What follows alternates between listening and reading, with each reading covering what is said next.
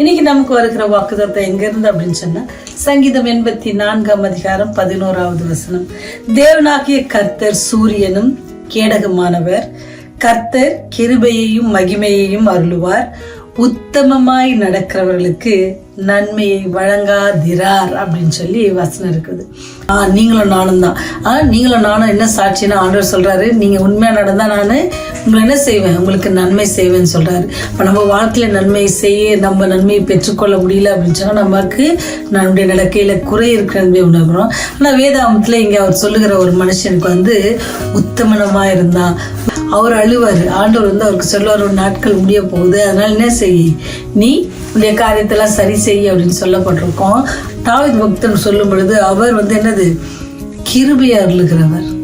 அவருடைய கிருபையை நமக்கு கிடைச்சவே போதல்ல நினைப்பல. அவங்களோட சில நேரத்தில் நம்ம நினைப்போம், அந்த ஆஃபீஸரோட ஒரு நட்பு கிடைச்சா நமக்கு நல்லா இருக்கும். நம்ம